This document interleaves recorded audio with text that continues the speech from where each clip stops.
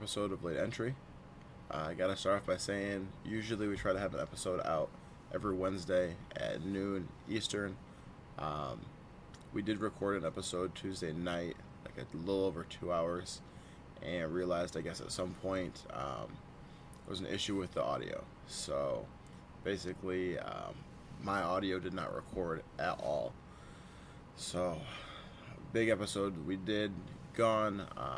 Over the next few days, be trying to see what kind of clips I can salvage from that, and we'll keep posting those on the YouTube channel. But that explains why you're seeing this a little bit later than Wednesday. But we went ahead and recorded another episode tonight for you guys. Get that back out there, give everyone an episode. So enjoy. Once again, your host Double Dose, joined by Buck. And y'all? We got a guest today. We got our boy Nolan.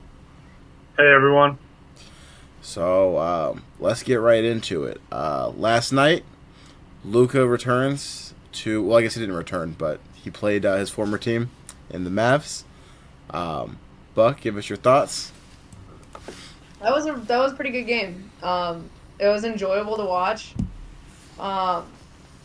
I was honestly kind of expecting a lot, more of a lopsided score throughout, but it was a pretty competitive game, it was a lot of fun to watch. Luka went crazy. I thought he played a really good game, and I still don't think that was his best, which is just, obviously great for Lakers fans, great for the team. Austin Reaves played good. I thought LeBron played great as almost like a role player in a way, which was kind of crazy to watch a little bit in a way. Kind of letting Luka do his own thing, he was still there, he was still dominant, but it was just kind of a little bit of a different dynamic, I thought. But I will say, towards the end, I would say, fourth quarter, mid-fourth quarter, the Mavs were playing zero defense, which is, just a big, big thing for me. Across the league, I hate that the league has gone away from team defense. And, it literally, there was one play where LeBron stuck behind, cut under the basket behind three defenders, and Luka passes him the ball, and it's an easy dunk. And I'm sitting here how do you lose sight of the greatest player in the NBA right now? There are three of you, and all three of you, your back is to the basket and to the greatest player on the fucking floor. I thought that was insane. One of them tried to intercept it, and it was too high. But yeah, and still. Part of the problem there, Anthony Davis isn't there to help in the defense. They traded away their best player for this defensive superstar, and he's already hurt. Yep. Exactly, and that was exactly my next sentiment. Was it would be great to have an all-defensive player on the floor. Yeah, Mr. Would be Hurt. great, wouldn't it? I thought it was good. I don't think that LeBron was as much as a role player as just playing off the ball. I feel like he was still very involved. Yeah. I think LeBron had 16 fourth quarter points. Which is nice. I just saw, I think it was Stat Mamba posted that LeBron right now is second in the league in fourth quarter points for the whole season. Which is crazy. Incredible for someone at his age. Yeah. I thought it was cool. Luka was very impactful even for not having a great shooting night. He had 19 points. He was, I think, 1 of 7 from 3. But he had a triple-double. He was still impactful. His passing was great. I liked watching LeBron. LeBron was just, like you said, he was just cutting and just getting fed by Luka, which I think is going to be great. The fact that he is going to be playing more off the ball, not having as much of the burden of creating shots. He's now got Austin Reaves. He's got Luka, both who can create shots and get their own shots and create shots. I think it's going to extend Bron's career by several years, hopefully. I fully agree with that, Spencer. Yeah. You have almost LeBron this late in his career. His game slows down and turns more into Luka as far as the passing and the court vision. His scoring, I know that Luka's always going to be there taking the shots, but they're not running Luka ball anymore like they were in Dallas. Yeah, I think that it's going to be I agree. I was expecting it to be more lopsided. I thought it was going to be kind of more of a blowout. Kyrie and Clay went crazy, though. I think Kyrie had 37, 38 points, something like that. Clay was going off, too. He looked like Golden State Clay, hitting 3 after 3 after 3. So it kept him in it. I will say 2 things. One, Bucky, you and I have talked before about like a difference that of like what makes good teams and great teams is that great teams close out games. So like there was lots of times where the Mavs made a push to get back in it. I think at one point they even took the lead in either the third or the fourth, and the Lakers got it done. So it's easy to not take them seriously because they weren't fully healthy, and to blow that, and they were able to still just get it done at the end, even though the Mavs were able to stay in the game for the whole time. The other thing is, man, the league might be in trouble. Did you see that play, dog? You had Luka up here and LeBron back at 3, and they're just passing back and forth. Yep. And I think it's P.J. Washington who's caught in the middle. He's going to Bron. Luka gets the ball. He double teams Luka. So Luka passes back to Bron. Let's go back and forth till you get a wide open Bron 3. Yeah. You got that was the Tropic Thunder. It was the Tropic Thunder. Literally. But that's what it's gonna be. Is like both Luka and LeBron just like demand double teams. So you keep double teaming them. Someone's gonna get open. And what's crazy is your third option, Austin Reaves, is a dog. Let him get open, and that's gonna be over. I think it was Dorian Finney-Smith was just saying that, like, I think the quote that he uses, I'm standing a wide, butt-ass, naked open. Able to get these shots off. No clothes in the corner. Yeah. Right. And I mean, like, it's like a more talented twist on some of the, big twos, if you will, that we've seen over the last, 20 years. It's like, both Luka and LeBron have such good court vision, like great court vision, but also just like intelligence of the game itself, and are just able to see things before they even happen. Like I think there was one, I don't think it was this past game. I think it was the last Laker game, but like Luka like cross court pass to LeBron, and LeBron didn't even cut yet. Yep. Like he was literally standing still. And he threw the ball, and LeBron caught it, and I mean, it was an easy 2 points. And, like, this is what I'm saying, like, I think that sentiment of, like, the league's going to be scary with that Tropic Thunder type of stuff, and P.J. Washington, you got to double-team Luka, then you got to come back to LeBron.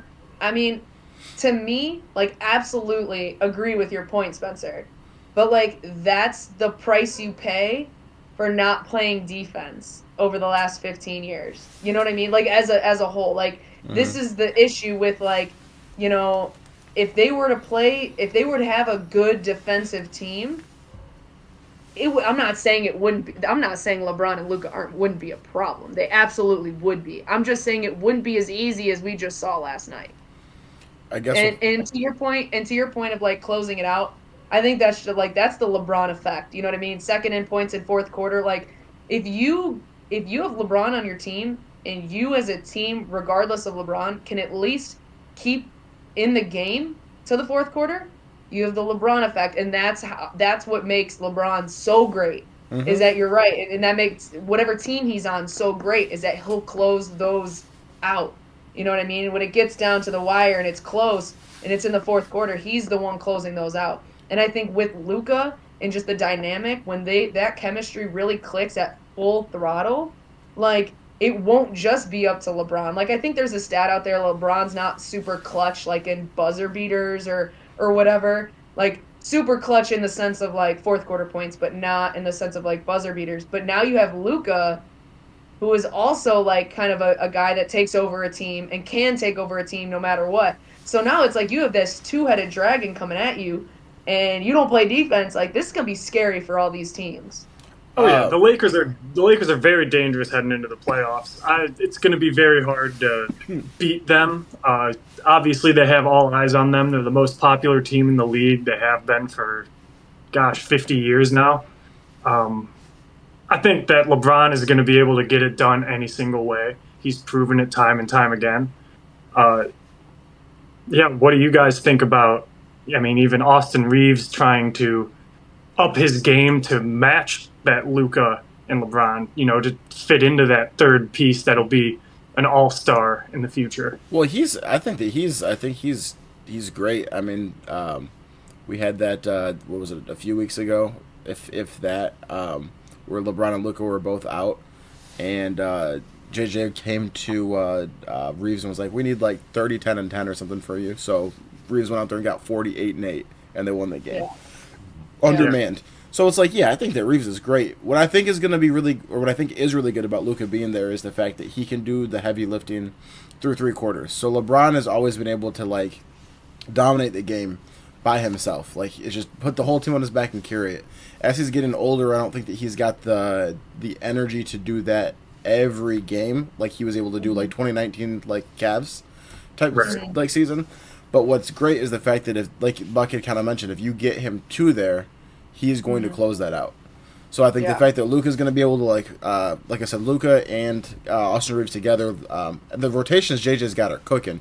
He's always got two of them out there at once. It's like Luka and LeBron, Reaves and LeBron, Reaves and Luka, whatever. So it's you're resting one of them all the time, and you've always got two people that can create shots, and so it's great. Yeah. And LeBron's able to play off the ball, and he's playing really well.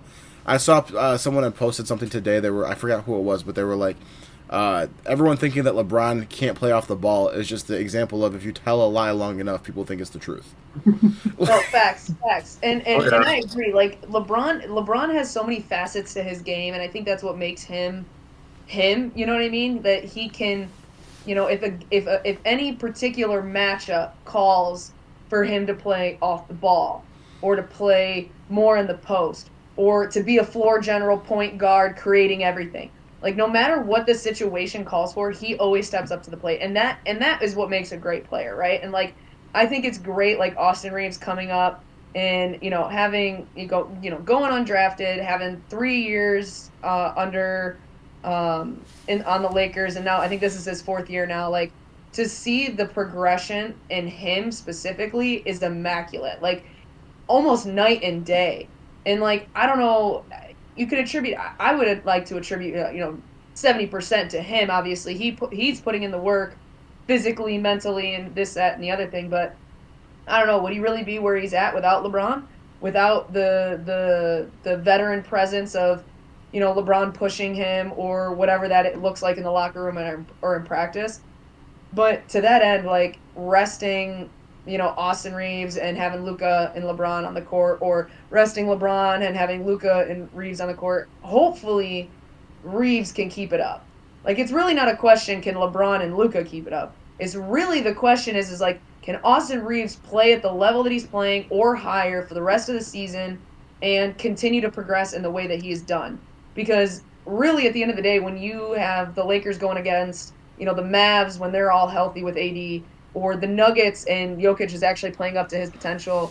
And, if they see the Celtics in the playoffs or, in the finals, or, all these bigger, really good teams with big guys, AD and Jokic, the way you beat those teams is scoring, right? Mm-hmm. And as long as Austin Reaves can keep this caliber up, I think the ceiling is, there's no limit for them right now. I wanted to correct myself. I said 2019 LeBron with the Cavs. I meant 2018. His last year with them. But yeah, I don't see any reason to believe not. Reaves has gotten better every season. The bright lights don't scare him. He was hitting buzzer beaters as a rookie. Yeah. Which is when they started calling him AR-15. So and LeBron's been feeding him, and he's had trust in him since the beginning. So now the only thing that I feel like we gotta hope is just that he doesn't get a super reduced role to where he falls out of his hot streak because of having Luka. But I still think, like we're talking about, the two of them together, LeBron and Luka, are demanding like a doubles each almost. So Reaves is going to get more open shots, and they've got really good ball movement. Reaves has had had a really nice pass to Luka last night. Luka had a great fucking no-look behind the back pass to Reaves. Oh, that was the highlight. I think that was the highlight of the game. Yeah, it was fire. Straight into Reaves' hands, just butter. Yeah. And one more thing about Reaves. He wasn't a lottery pick, was he? He was undrafted. Undrafted. Exactly. That just getting somebody like that to contribute on your team is just amazing. Facts. Okay, well, hold on. We're gonna do this. We're gonna switch these topics up a little bit because we've almost teed this up for. Buck, go ahead and give us your big three piece. So I think that the big three, that statement or that like name you can dub on teams is like super overused. And so when Luka got traded over to the Lakers, a lot of people were saying, "Oh, the Lakers now have a big three with Austin Reaves, Luka, and LeBron." Yeah, I can't agree with that. Yeah, and that's exactly so. Like, as much as like we can all sit here and like Austin Reaves is not nobody is saying Austin Reaves is bad. Everybody here can agree Austin Reaves. It's number one. It's a great basketball story. Like, it's a great sports story. Undrafted. It's almost Brock Purdy level, right? Like, undrafted, last pick of the draft. Like, coming in there, showing out, and shutting up the haters. Like, it's a great story. He's playing Hold great. on. He's progressing. Time out. What kind of psycho shit is that, Nolan? You Yeah. didn't take the Yeah, fucking. what is that? You didn't take the fucking the little plastic pieces off of that. What the fuck is that? Did you drink the first one with them all in there? It's the last beer in the fridge. It's not mine. My roommate said I could have it, and I was too lazy to take the plastic off. You didn't have to buy the beer or bring it home. All you had to do was take the plastic off. You gonna come on camera with a fucking six pack of. He left his drawers on. Yeah. No one just slid that shit to the side and said it's alright. It's alright. What? That's how we do it. That's how we do it over here. Minimal effort. Oh my god. I'm sorry, I didn't mean to fucking derail your shit, bud. No, there's just, I couldn't let it that took me go. a second to like process what I was seeing. What is it? Yeah. That's just me. You're gonna learn a lot about Nolan throughout the podcast here. Oh my god. Buck, what were you saying? What were you saying? Fucking no. You were talking about. We were on the big three. We were talking about Austin Reaves. Yeah, Austin Reaves is a great player. I just don't think that, like, score like whatever his average is, right? Like 27 probably for the season on average a game. Like, I don't think that automatically puts you into the category of like a big three. To me, a big three is like three big names already coming into it, right? Like, well, I think they all have to be all-stars. right. I think that's the criteria. Right. So, like, a good example for me, like, the best example would be LeBron, Dwayne Wade, and Chris Bosh. Like, that for me is like the epitome of like what a big three is and can be. Like, nobody's sitting here and saying, and I hope nobody is, because if they are, I think it's stupid. But nobody was saying like Michael Jordan, Scottie Pippen, and We're gonna go Steve Kerr, Dennis Rodman, and Dennis Rodman are a big three. Yeah. Like, that's not a big three at all. You could say like three big names, but that's not a big three, right? Is it Rodman a Hall of Famer? Yeah. Yeah. How is three Hall of Famers on the same team not a big three? Would Jordan Scottie and Pippen be a both Hall of Famer if it weren't for those chips? And he wouldn't have gotten them without Jordan. Well, he did win a couple championships with Detroit before he joined the Bulls. Yeah, I absolutely disagree with you on that one. No.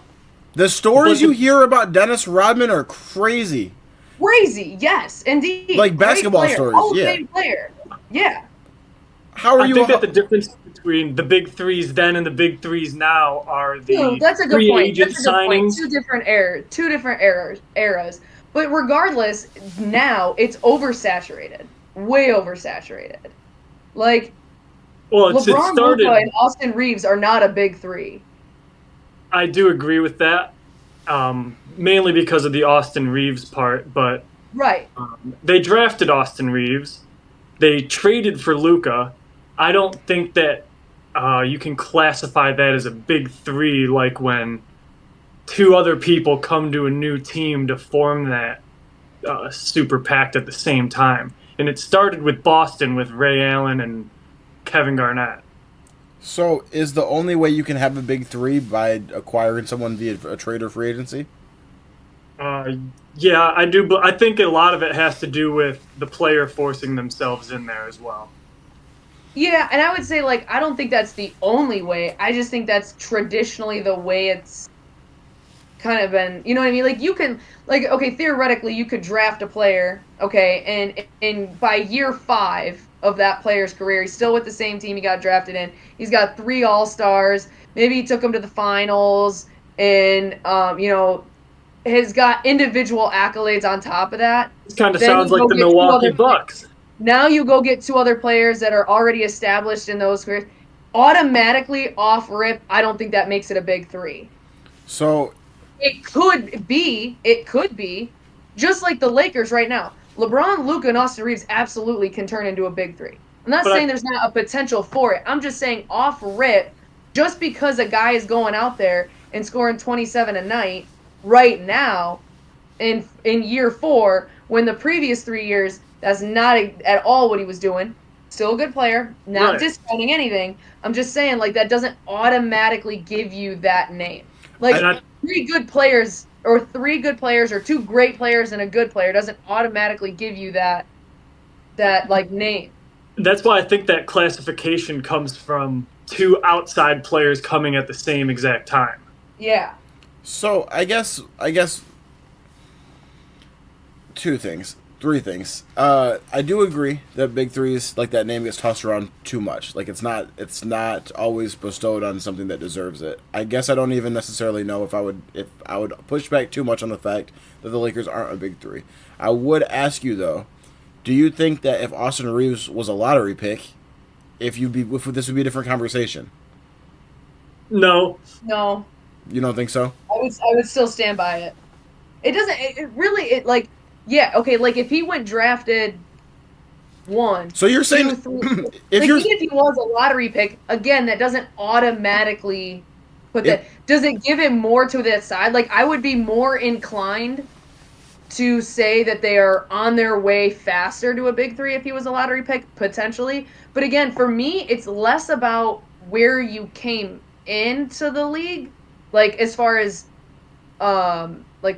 like where you were drafted and more what you did in the league. Although I will say, like, once you get into the league, you do X, Y, and Z. Like, obviously, if you were a number 1 overall pick, that's going to be in your, I had, 3 All-Star appearances and, this MVP, and I was a first overall or whatever. Well, let me ask you this.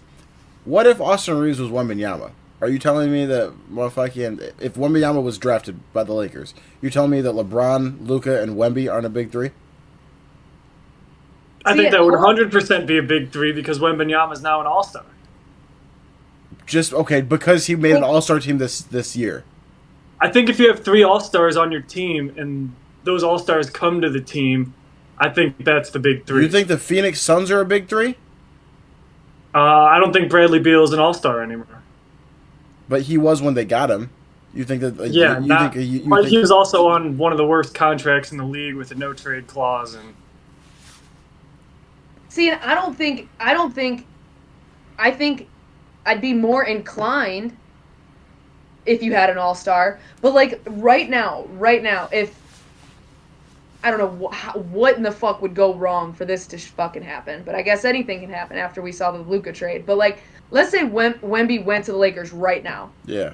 Not gonna happen. But let's just say, like, right now, I still don't think that automatically makes them a big 3. But I do concede that they, Luka, LeBron, and Wemby are more of a big, or could be more of a big 3 than what's there presently. So you think that you need to be credentialed.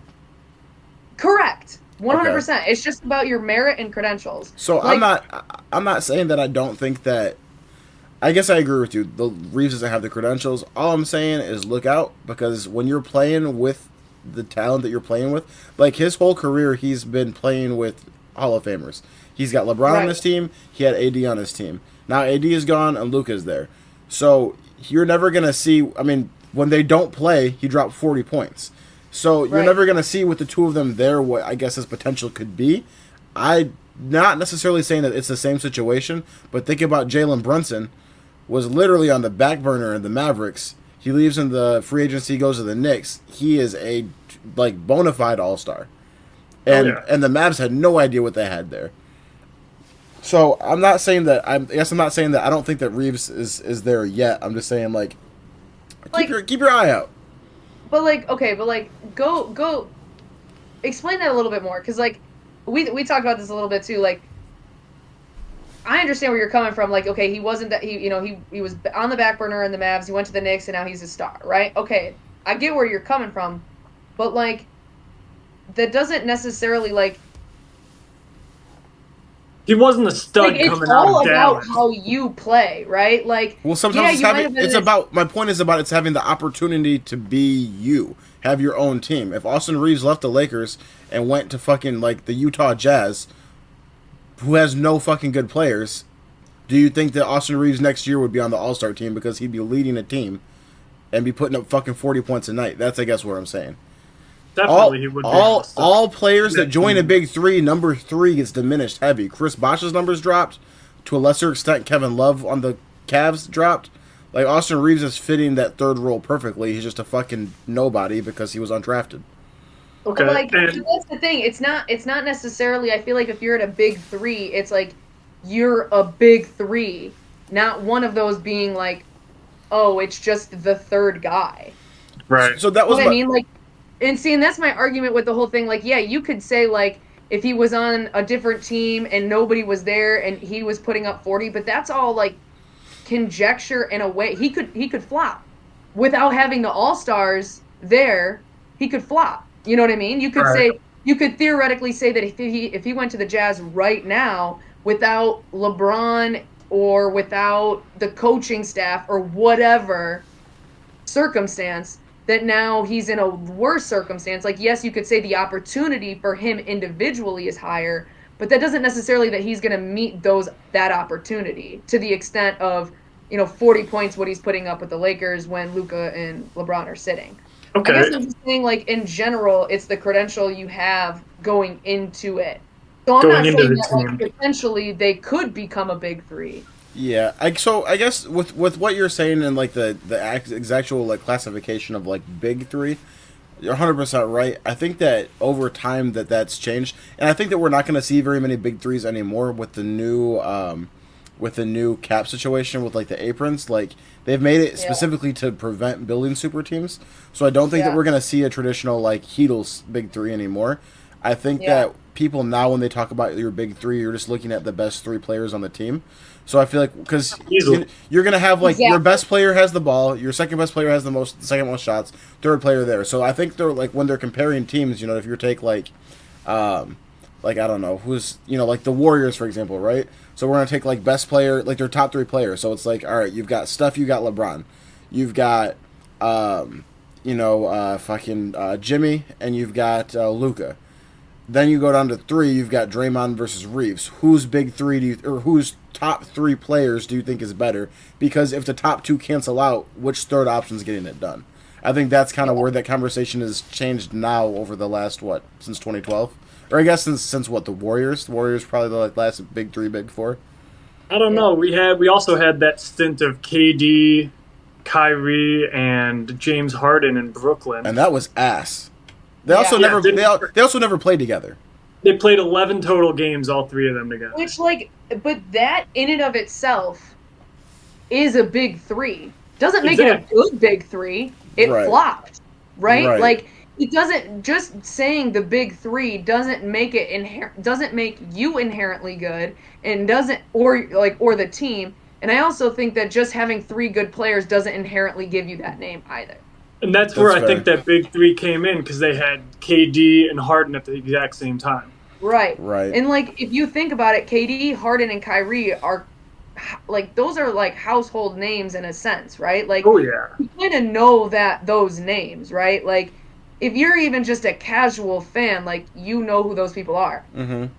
I'd be less inclined, and I mean like it's the Lakers, so most people probably know who Austin Reaves is, but like a casual fan might not know who Austin Reaves is. And I guess that's my kind of my bigger point is like you get recognition by your accolades and your credentials. So when you don't really have any, you're not going to be really known, meaning you're not necessarily a big three. So essentially, your definition of big three is 3 superstars. And Austin Basically. Reaves is not a superstar. Exactly. And I think that you just take that third player, like somebody told me when Dame and Kyle Kuzma went to Milwaukee, somebody was like, "Oh, Giannis, Kyle Kuzma, and Dame Lillard are a big three." Absolutely not.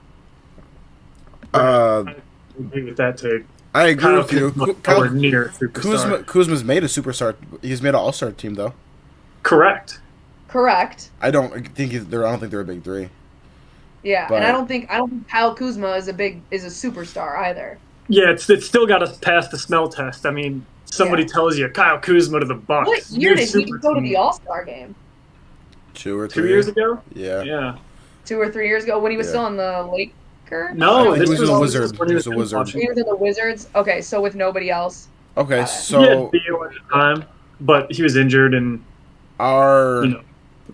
we're Chris Middleton, Drew Holiday, Giannis. Is that a big three? Those 3 All-Stars? Drew Holiday is not qualified for a big three, no. Drew Holiday is an All-Star and a gold medal winner. Yes. I don't think he's superstar. He's also a multiple-time champion. I don't think he's a household name like Buck. Drew Holiday was. They were praising him during the last finals for being like the piece for the Celtics. Well, yeah, because they got him in the middle of the season, didn't they? No, they got him when Dame went to the Bucks. That's it. They had to move him. How many All-Stars does Chris Middleton have? I don't know, but Drew Holiday is the wrong person to be making that argument about. I know, that's kind of what I was thinking. I don't think Drew Holiday's a household name. Drew Holiday is a 2-time NBA champion and a gold medal winner, and he's played significant minutes in all 3 of those. Yes, but he wasn't even the number 2 option on that. And I think team. He was a defensive dog. Yeah, he's a really good defender. Yeah, I think both of you are correct. Hold on. So then, the caliber and the credentials are there. I don't think the household name is there. To that point, then, 2016 Draymond Green, are they a big three? Splash Bros plus Draymond? Nolan? I think I have to say yes on this. What is the difference between Draymond and Drew Holiday? I think that Draymond put himself into the media in a different way than Drew Holiday did. So just the recognition, because everyone knows who Draymond is? That was also part of it, the superstar, That one's a hard one. I'm torn on that one. I do think Splash Bros and Draymond are a big three. I don't think that Chris Middleton, Giannis, and Drew Holiday are a big three, but I don't think Drew Holiday is the one that draws me away. It's more Chris Middleton that draws me away from that one. Chris Middleton has 1 or 2 All-Stars. Yeah, that's what I thought. I thought he only had 1 or 2, and I don't think he really has much else. I mean... Bro, I was watching Chris Middleton last year against, I think, the Pacers, with no Dame, no Giannis, going tit for tat in overtime, hitting 3 after 3 against fucking the Pacers. Well, he could definitely turn it on. He's in the NBA for a reason. Right, exactly. And Nolan, you stole the words out of my mouth. Just because a guy did his job on any given night does not inherently make him a great player. Right, which is exactly why I don't think that the Bucks have had that big three, and I don't think Drew Holiday can be part of a big three. Yeah, like we're talking like Luka breaking records before 25. Right. Like we're talking like these we're talking when we talk like I feel like when we talk superstars like it's a different caliber. Like there's not the ability in like the way that I see the definition of a big three. There's not the ability to really create it. I mean, yes, the salary cap's an issue, but it's really just about there's only a finite amount of superstars in the league at any given moment, especially right now. And I mean, like, yeah, you can throw like a good example for me would be AD and Joel Embiid. Like, both phenomenal players. Both never play. They're always hurt. You're not going to say that AD couldn't be part of a big three, though. No, that's not what I'm saying. That's not what I'm saying. Both of them could be part of a big three. Right. Absolutely could. But I'm saying, like, just as much as Kyrie, KD, and Harden didn't work out because of injuries, it could just be a bad big three. I'm just saying, like, the ability is finite because there's only like 15, if that, probably 10 true superstars in the league right now. Well, let me ask you two more questions. One, assuming they were all healthy, Philly, Joel Embiid, Paul George, Tyrese Maxey, is that a big three? No. I think Paul George is past the hump of being a part of a big three. Okay, so then you'd probably say no to the next one too. Kyrie, AD, Clay. No, because I think Clay is kind of past, even though he had a phenomenal freaking game the other night. Okay. And I think what kills it is, like, for Philly, what kills it, if not Tyrese Maxey, what kills it is Paul George being past his prime. And I think what kills it in the Mavs is Clay being kind of past his prime. And honestly, AD never being on the floor to begin with. So how do you have a big three when one of them doesn't fucking play? Hey, I know my GOAT older than motherfucking everybody you just said past their prime. He's still in his prime. Exactly. Which brings us back to what a true superstar can and is. Yeah. Can be and is. Mr. $2 million on my body every year to keep playing. But you know what? Well, like, to that end, Nolan, like, that right there, like, I will sit here and kind of talk shit about LeBron sometimes, but that right there is why he has longevity, right? Like, you're investing in yourself, and it kills me to see, like, and I'm not trying to say that AD is hurt because he's not investing in his body, or Joel Embiid, or whoever, pick any name. I'm not saying outright that they are not investing in their body and that's why they're hurt all the time. I'm just saying it's pretty damn fucking curious that the guy that does invest in his body is playing perfectly at his prime in his 40s. Yeah. I know somebody's GOAT that motherfucking retired 3 motherfucking times and didn't play nearly as long, but that's another story. that's a story for another time. Let me ask you this question real quick. What third option would you rather? Okay, not even to push back on necessarily the term big three, but as far as just my three go, what third option would you rather have than Austin Reaves? Kristaps Porzingis. He's not even their third option, and he's not healthy, is he? He is healthy. He's playing tonight. Okay. Yeah. He's also not their third option. I would disagree with that. I think Porzingis is definitely the third option on the Celtics. You don't think it's Drew? I do not at all. Okay, that's fair. Okay, so you say Kristaps? Yeah, I think that's the best big three in the whole league. Oh yeah. The Celtics the Celtics have the most stacked team. Period. Right. Yeah. I think that's Kristaps that takes that third spot on that team. Yeah. Okay, that's fair. Anyone else? I would say the Cavs. The Cavs are the other team that have not even a big three, but a big four. Is it the Mitchell, Garland, Mobley? Yeah. Yeah, I mean, Jarrett Allen he cleans up the glass. Yeah. Anybody else? Any other third option that you would take over Reaves? As far as a big three, or, like, are you saying, like, just the third option on a team? The third option on a team. Would fit in with the Lakers that you would take over Austin Reaves. And I think Porzingis is my only answer to that question. Yeah, either that or the Cavs. Okay. So not a big three, but this third best three. The best three. Yeah. Yeah. Honestly, though, I mean, in reality, I think if AD was healthy and it was theoretically plausible to bet your money that he would be healthy for the rest of the season, they would also, I'm not going to lie, they would be in the conversation. As much as I think that Clay is past their prime, I do think that they're just with. So you're telling me right now that you would take Clay off, you would take Clay and put him in Austin Reaves' spot, you think they'd be better? I would not, and I don't think they would. I don't think so either. On the Lakers right now? Yeah, I think that Reaves is a better third option on either team. Oh, I see what you're saying. Oh, yeah. Yeah, But who's the best you third could player? say that, but I feel like that's a false equivalency because chemistry is a lot in basketball. Yeah. Meaning, like, go ahead. Nope. I'm waiting for your. Okay. I was just saying, meaning Kyrie like and Luka played it. Kyrie and Luka played together just fine. You put They made it all the way to the finals. right. You put Reaves on that team. I still think that's you take Clay out. You put Reaves on. I don't think that they lose a step. They're almost like trading places, but I still think that Clay is a step below Reaves Yeah, Reaves can create his own shot and is younger. yeah, and plays better defense than a rehabbed Yeah. Clay. True. yeah, yeah. True. But for me, the biggest thing there for me is youth. Right.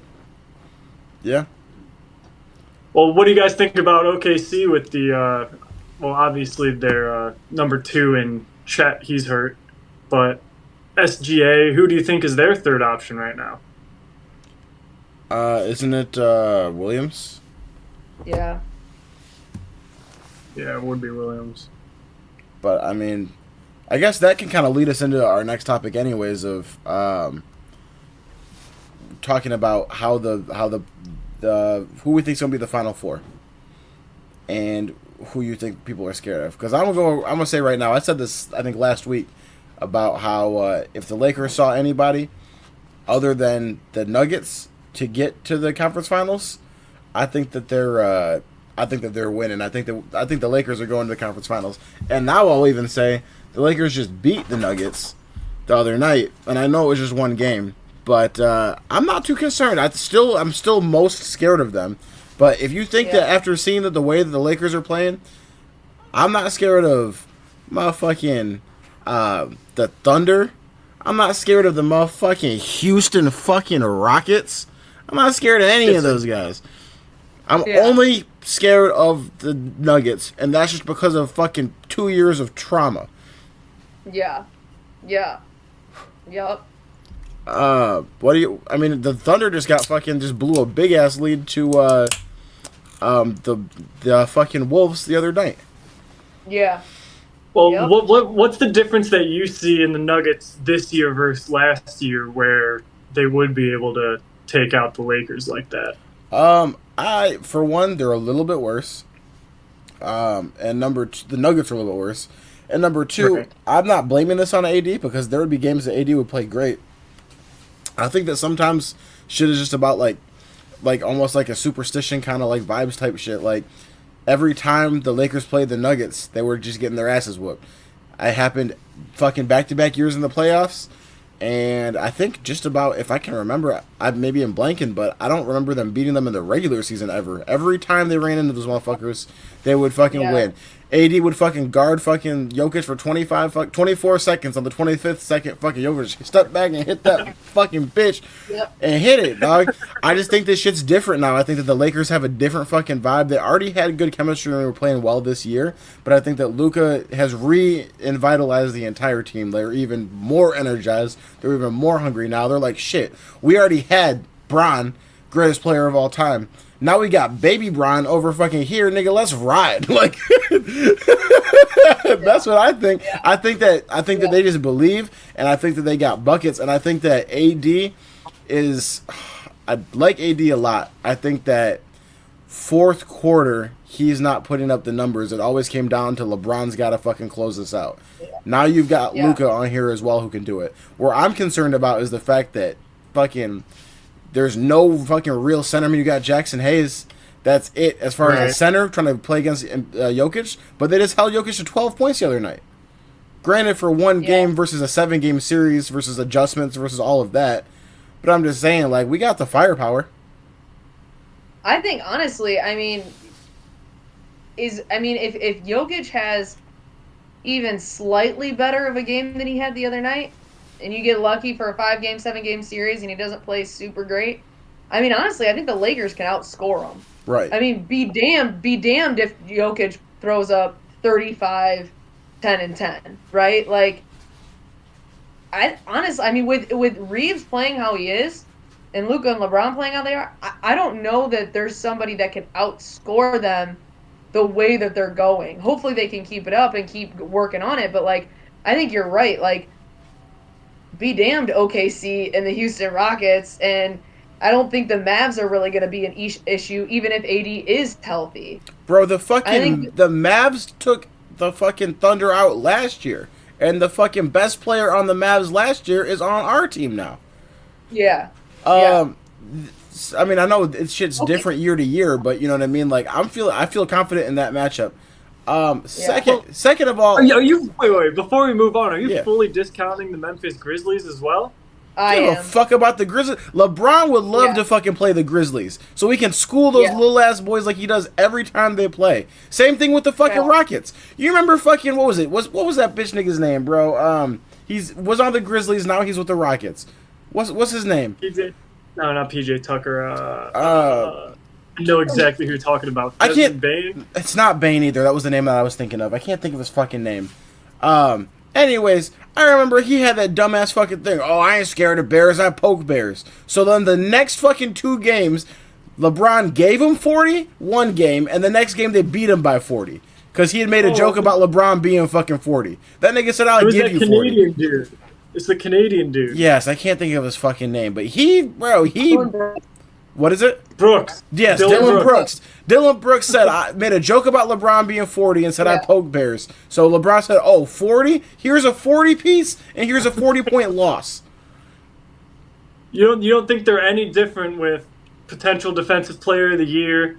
Ja Morant's still been playing good. He's taken a whole step back from being the lead of the offense, and I think it's helped turn that, like, get more wins for the Grizzlies. No, they're not ready to compete for a championship. But what if they're playing more as a team like the Thunder and the Cavs and the Celtics do? I just don't. They're all the teams at the top of the standings in the regular season. Nolan, I'll tell you this right now. If the Grizzlies knock the Lakers out of the playoffs, I will Venmo you $50 on podcast. I will Venmo you $50 on podcast. We'll come on the show immediately after the game, and I will fucking send you $50. right after the buzzer. No, I'm not scared of them. LeBron has wherever you are, you're gonna send it. No, bro. LeBron gets it up to play against them. Same with, like I said, Dylan Brooks on the Rockets. I think that those would be 2 teams he would be highly motivated to not just beat but embarrass. They've got bad blood between them. I think LeBron is completely motivated against anybody. I mean, why would you not want to try to win a championship? I'm saying not just to beat them, but to kill them, to embarrass them. Yeah. LeBron usually just wants to win. I think that he wants to put belt to ass on them and show them that I'm dad and your son. That's what I'm trying to say. The other thing, too, is the fact that I don't remember if it was last year or 2 years ago that the final game against the Nuggets came down to literally LeBron had to drive to the rim, and Aaron Gordon and I think Michael Porter Jr. are both there. They're grabbing his fucking arm as he's going for a layup. That's how the game ends. Yeah. Do that shit this year and watch fucking Luka hit that shit. Watch Reaves hit that shit. Watch Gabe Vincent hit that shit. Watch Jordan Finney-Smith hit that shit. That's not happening again. AD was a great fucking number 2, but that man, when it came fourth quarter, it was all LeBron. You double team LeBron this year and see what the fuck happens. Right. Yeah. We got 3 gifted passers and 2 to 3 fucking dog ass scorers. Yeah. And see, I think that's the thing. I think they can outscore almost anybody as is. And they've only got 10 games, if that, in with Luka. Imagine what this is gonna look like 5 more games, 10 more games. Oh my god, next season. This is only the tip of the iceberg here. I just think I don't think the Grizzlies can hang with them scoring, and I don't think they have the defense to keep in the game. Well, the Grizzlies are currently averaging 10 points more per game than the Lakers. Yeah. Okay. For this season? For the whole season? Whole season. But the whole season has AD. I want to know what the last 10 games are. Right. With Luka. And that is true. Luka's only played 10 games since Christmas. He's not even fucking fully in shape yet. Yeah. I know that's a touchy fucking topic to use with Luka, but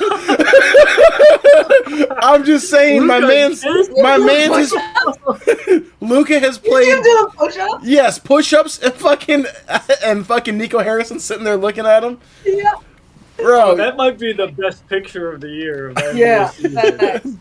but Luka's only Facts. played 10 games since Christmas. Wait till he's back at like basketball shape.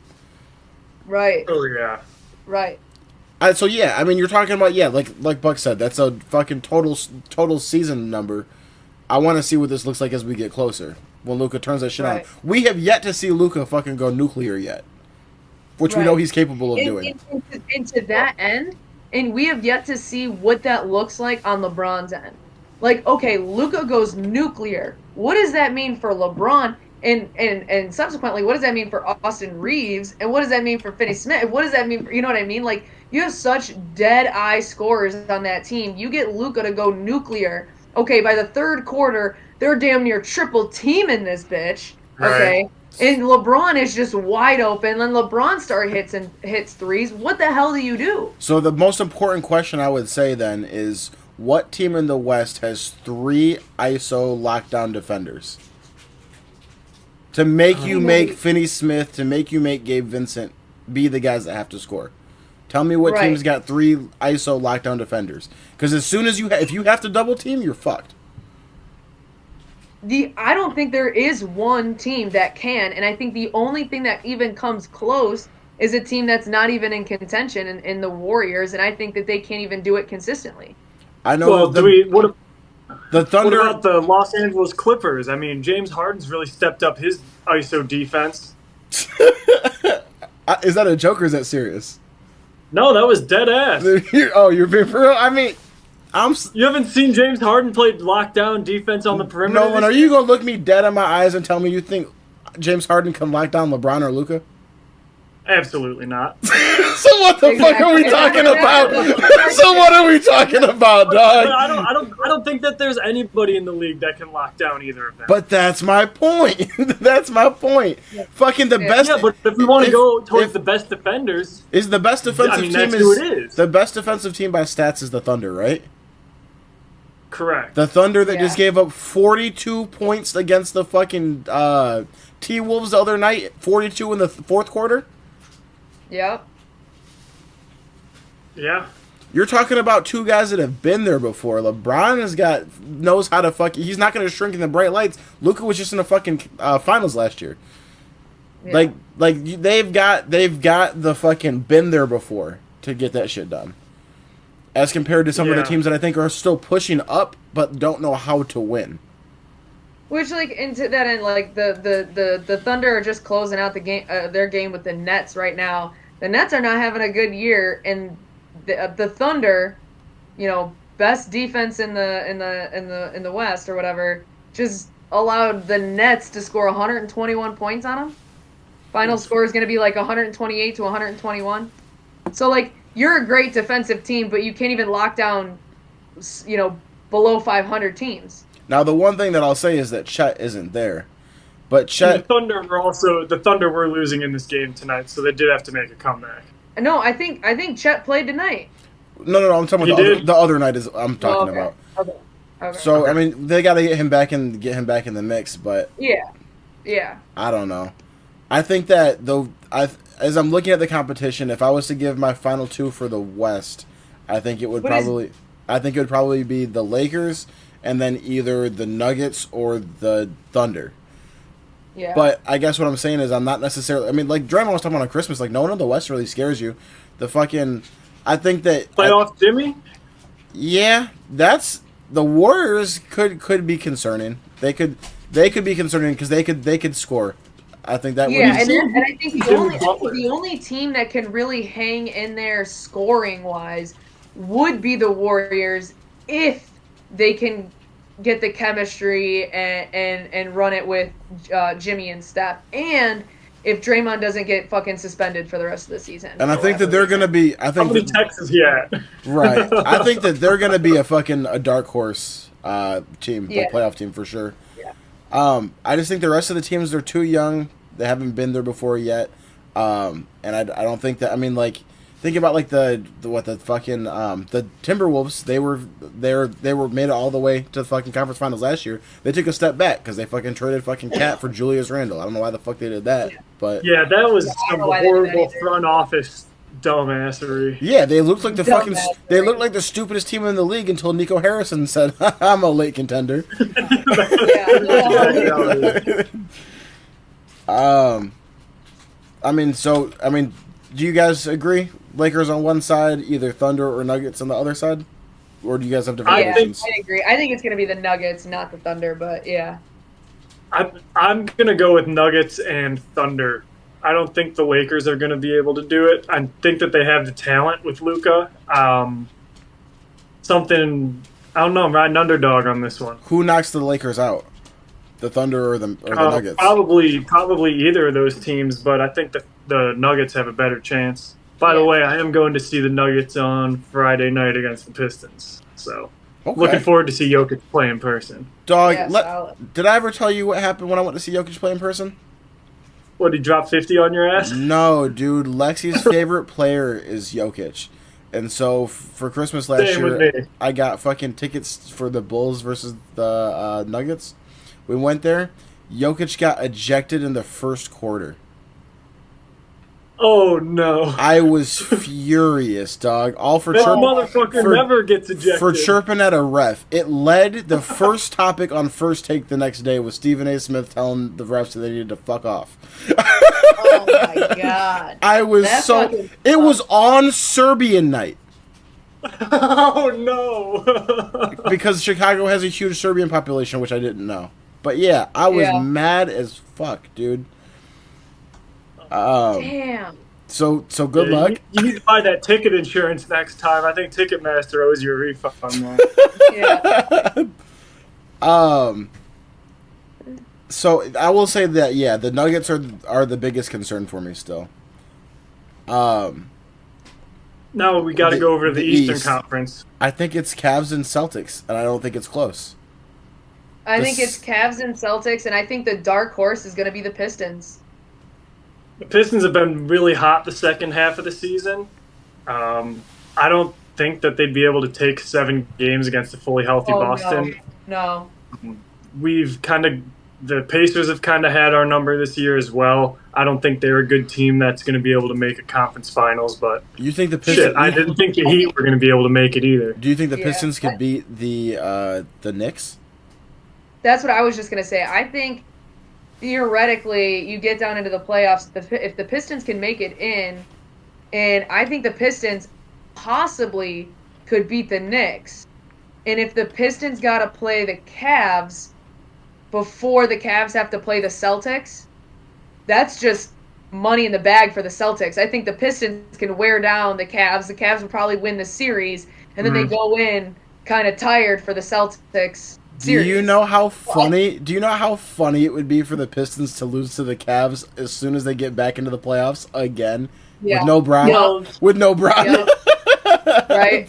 I went to the last Pistons playoff game against the No, it was actually against the Bucks, but they were not good that year. I don't think the Pistons have won a playoff game since 2012 or 2011 or something like Yeah, that. something like that. That's just a game, not a series. Yeah. So Do you think the Bucks are gonna go far in the play? Do you think they're gonna get in there and do anything, or do you think they're gonna be in and out? I don't trust in Dame. I don't trust in Kuzma, but I gotta hand up admit I have not watched them play with those 3 players on the team. Neither have I. I don't give a fuck. I was so excited for Dame to go over to them, and I mean, Dame literally forgot how to be Portland Dame. Like I don't know. They fucking have Dame has sold me on so many fucking parlays since he's joined the fucking Bucks. I don't care. When they get to the playoffs, if they make the playoffs and they I'll watch and I'll probably root for them honestly because I was a huge Dame Trailblazers Dame fan. I like Giannis a lot too, but Same. I like Giannis too. I don't think anyone is fucking with the Celtics, and I think that right under the Celtics are the Cavs. Yeah, I agree. I fully agree with that. I think it has to be Celtics Cavs unless they face off before the conference finals I somehow. agree. If somebody jumps into that 2 spot, that's the Yeah. only way that would happen. You don't Yeah. think the 76ers are going to make a push? Dude, Joel Embiid, I'm not going to start getting into him. I think he's one of the worst things for basketball right now. Really? I agree. And I hate to say it because when he came into the league, I was so excited. Like I personally love like big men basketball, big bully ball basketball. Like get in the post and push some big men around. Like I love Exactly. that. I love that type of basketball. And so like I was super excited to watch him play. Like I thought he was gonna be like a really good like longevity, like exciting to watch. And I feel like every time I sit down and watch, it's like, oh shit, he's out again. Yeah. Every time. Every We can't time. stop talking about how he's ducked Denver for the past 5 years. Yeah. Every time this team plays in Denver, he's out. I would say that like Joel Embiid, Kawhi Leonard, and Anthony Davis are all like in the same like grouping, and Anthony Davis is the Michael Yeah. Jordan of that group. And I honestly, it's like a sad thing because like what could be, you know what I mean? Like what could have been? For Like all three of them. honestly, like what could have been? You know, if AD was healthy, you know, on the Pelicans and the Pelicans gave him weapons. If he stayed healthy for the whole time with the Lakers and could finish out in the fourth quarter, like what could have been, you know, kind of thing. I will say this. Phenomenal player, but you got to play. I will say this for all the talent that Embiid has, because he has some great talent. Kawhi and AD are both champions. Joel Embiid hasn't been to a conference final. Literally, yeah. Yeah. And I do want to add one player to this list that is a lot younger, and that is Zion Williamson. Oh, yeah. Ooh. Phenomenal basketball player. Absolutely cannot rely on him whatsoever. Boy, he was giving the Lakers work in the play-in last year, and then got hurt in the fourth. He is such a good basketball player. When I mean, he's I was healthy. watching some highlights of him from last month. He was getting doubled every other possession, and the advanced stats show that Zion is the most double-teamed player in the league this year. Wow. Yeah. Yeah. Wow. I saw that stat the other day too. Well, they also is don't have crazy. any fucking real talent. There's nobody else. I can't believe that they fucking traded fucking Brandon Ingram to the fucking Raptors. Yeah. The Pelicans are kind of one of those what the hell are they doing franchises. Facts. Won't be surprised if they get shipped off I mean, for a third time to Vegas. They all but wasted AD's Rookie- entrance into the league, right? Like they all but ruined it basically. Well, he had Boogie Cousins for a little bit. I think Drew Holiday was on that team. Now you mention it. Yep. And yes, you're right. And Yeah. Rondo. Yeah, that's right. That is right. Yeah, I mean they tried something. I can't blame the them. shit was working Keep with AD, and I actually, ironically, just saw a tweet about this today. I don't remember who it was, but it was someone saying like people forget that Boogie and AD were working before Boogie got hurt. Yeah. Oh yeah, dude. Yeah. DeMarcus Cousins was absolutely the best big man in the league. He was Joel Embiid before Joel Embiid. Facts. Yeah. It's crazy. There's like 1,000 teams in the West, and then in the East, it's like, yeah, I mean, it's gonna be Celtics and Cavs. Yeah. Yeah. Celtics, Cavs. It'd be really hard to see somebody else jump in there. Speaking Yeah. of hurt big men, Wemby's out for the season with blood clots, deep vein thrombosis. I know That's that, like the same thing that Asar Thompson had and Bronny James had, right? no, Bronny James had like a heart attack. Oh, full on. It wasn't clots. No, I thought he had a heart attack. Okay. What was I going to say? So he's out for the season. I know the Spurs have said that they're hoping that it's going to be like a just the end of the season, like sit out the rest of the season, should be good by next season. I hope so. I know that that's what derailed Chris Bosh's end of his career. Like, I really hope that he can come back. I know that Ant had just made a comment at All-Star Weekend about the fact that he didn't want to be the face. That's what they got Wemby for. So to have the face of the league get hurt out for the rest of the season sucks. and then Yeah. hopefully he'll be able to come back next year to continue to try to take that mantle. And then Pop, I know, is still out dealing with the stroke, so it's interesting that it sucks. It sucks that they just got De'Aaron Fox. Everyone wanted to see what that was going to look like with them, and now, yeah. So Yeah, it leads. It really does suck because they tried to load up to make that playoff push, if you want to call it that. They're currently sitting at 24-32. That's pretty ugly. Yeah. Yeah. But the Spurs, they're just in tankathon right now. They're trying to get the best draft pick that they can. Which then leads to the question: what fucking odds do you think they have of getting Cooper Flagg? Yeah. I hope 0 because they stole Wemby from the Detroit Pistons, who had the worst record in the season that year. Yeah, that was crazy. I'm not going into any conspiracies about the lottery, but I don't think that the Spurs are going to have multiple lottery picks this time around, even though they do have that Hawks pick. Yeah, I agree. I don't think they're going to get Cooper Flagg. I mean, I think they should try as best they can. Right. I think everybody in the league should be trying to get him. And honestly, and personally, I hope it happens. I hope they get Cooper Flagg because I'd want to see Cooper, De'Aaron Fox, and Wemby. I think that would be so fun to watch. It'd be entertaining as hell. I just think that would be good for basketball in a sense to have, all under Pop. Wemby and then Cooper Flagg. I think it would be. I just don't think it's gonna happen. I don't think they're gonna tank as bad as they would probably need to. I mean, there's teams in the league right now with 14 wins. I think they got to be real bad for the rest of the season. So Nolan brings up a good point. I didn't plan on talking about this, but now I'm curious, especially having a hurt Pistons fan here. Do you like the system the NBA does of the fucking little balls for the lottery as opposed to the NFL where it's straight record? I think that it's the most fair way to do it because there's so many games in the NBA, and we saw what Mark Cuban did when he had Luka on his team, deliberately tanking and getting fined for it. I don't think that's good for the league. I don't think that you should be rewarded for losing in the NBA. The NFL's way different. They play less games. Let me say real fast. Karma can get your ass, nigga. They had the process in Philadelphia, and fucking Ben Simmons and Joel Embiid have been a big. Yep. Right. Well, you call that a big 3? Throw James Harden in there. Right. What were you saying about the NFL? You said the NFL is different. Yeah, the NFL is way different. I think that you have to reward those types of teams. I think the draft in the NFL is way different. There's so many more positions. Yeah. When it comes to the NBA, there's clear-cut 1, 2, 3 picks usually. Yeah. I agree.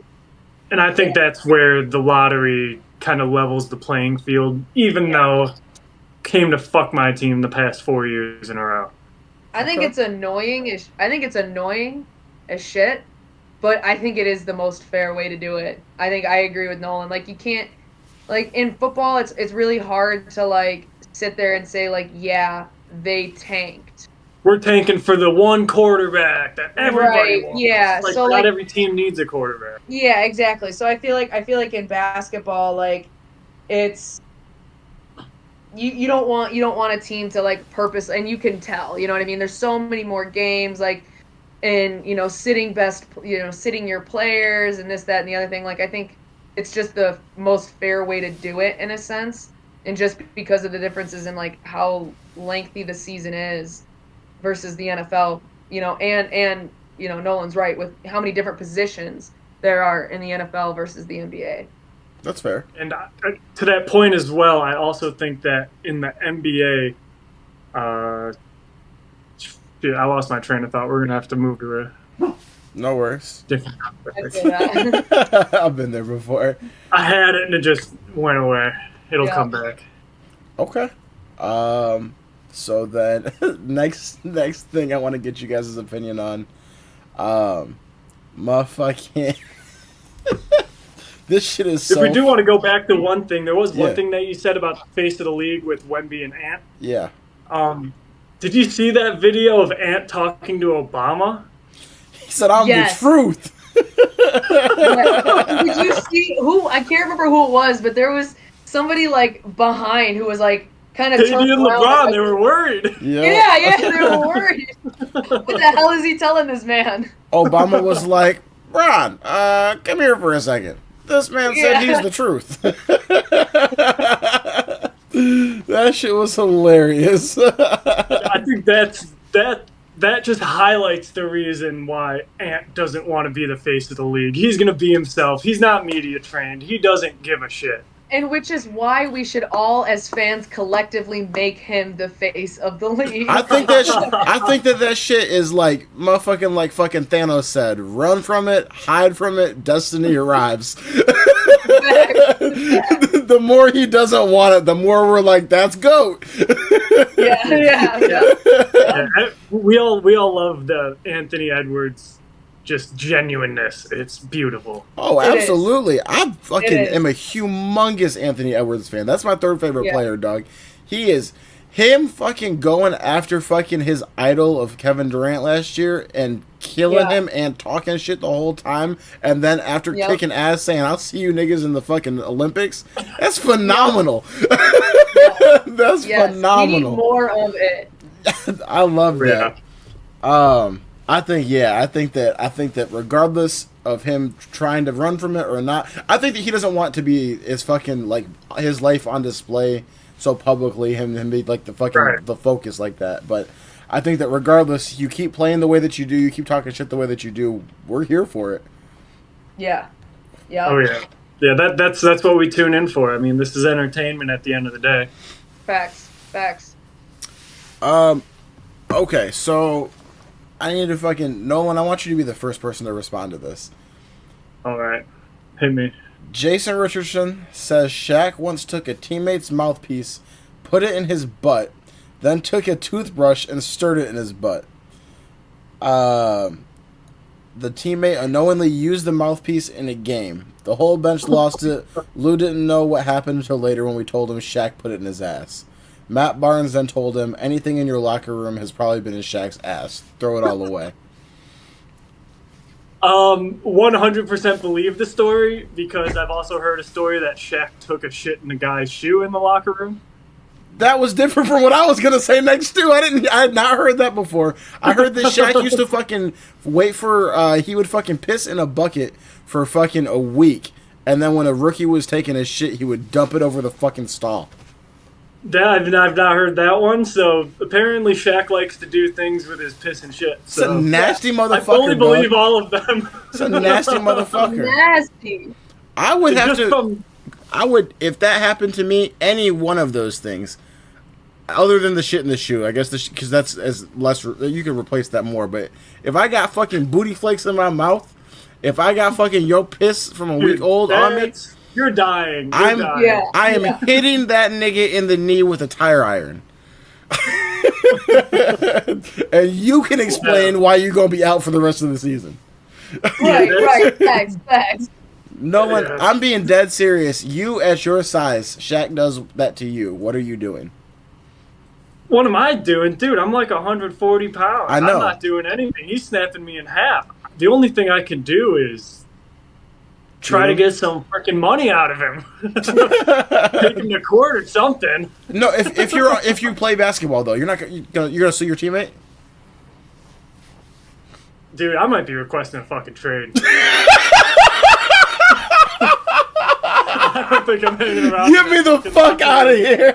Everybody in the whole fucking arena knows that you had his asshole was in your mouth. Nigga, I think that despite knowing I would probably lose the fight, I feel like I gotta fight Shaq. I gotta make this to the point where you know that fucking with me will at least have the repercussions of having to deal with it. Even if I get my ass beat, even if I get my ass beat, Even if I get my ass There's a certain beat. size you cannot cross, and No. Shaq is way the fuck above that. No. You guys gotta fight fire with fucking fire. He puts your mouth guard in his ass. I'm stealing all of his shit and throwing it somewhere where the sun don't fucking shine. All right, that's what You're putting it back in your ass. I'm Y'all's gonna be having an ass off. You fucking do that shit to me. I'm doing that shit right fucking back, bitch. You're just gonna have the biggest weird off in the locker room of all time. Legit. No, bro. Shaq, I feel like it's got fucking like something's broken up here. He's gonna fucking take that shit and smell it and do that fucking rock fucking gif. Oh. Dude, of course Shaq is broken. He's so much bigger than everybody. Nobody can physically do anything to him. I feel like, yeah, but I wouldn't fight fair. I would fucking punch him in the... Crazy? Huh? Is like, you know what's crazy though? Is like, I heard like, and again, I read this on the internet, but like, I heard like Shaq is actually like crazy smart. Like, he has a bachelor's degree in education. Shaq, I saw Shaq try to convince niggas that the moon was closer than LA was to the fucking East Coast.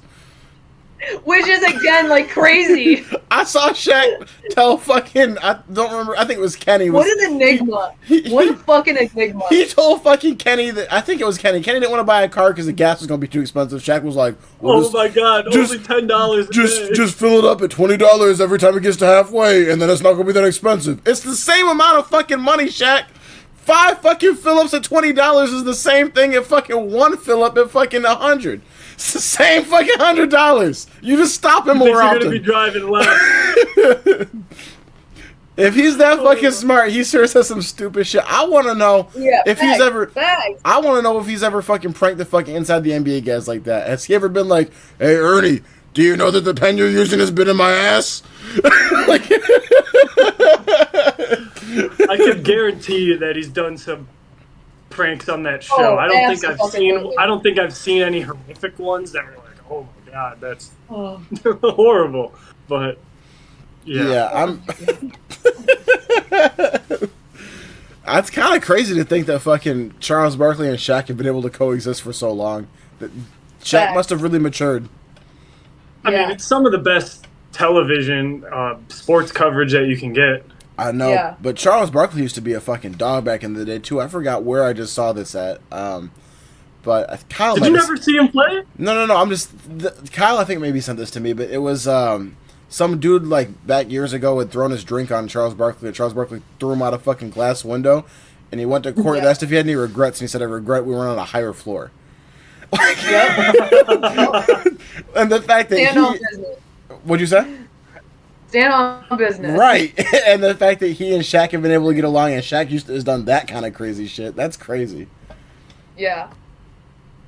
What do you guys think about that Inside the NBA moving over to, is it the ABC now? ABC. It'll be produced by by TNT still, but it'll be airing on ABC. I'm so happy. I love that show. Yeah. What do you think? It is. I'm glad that it's sticking around at least. There was talks that they were gonna. It was gonna go away, because TNT lost the rights to the NBA, and so I know Chuck for one was one of the people definitely saying he was fighting hard for Turner. Yep. Well, he was saying that. I know Ernie was saying that he would only work for Turner, and then I know Charles Barkley was saying that he was concerned less about his job because he's got money, but of all the people in the production crew. So that's I think why it's still being produced by TNT is because Chuck and Ernie weren't leaving. Shout out to them for fighting for the crew. Oh yeah. Because they were gonna get jobs.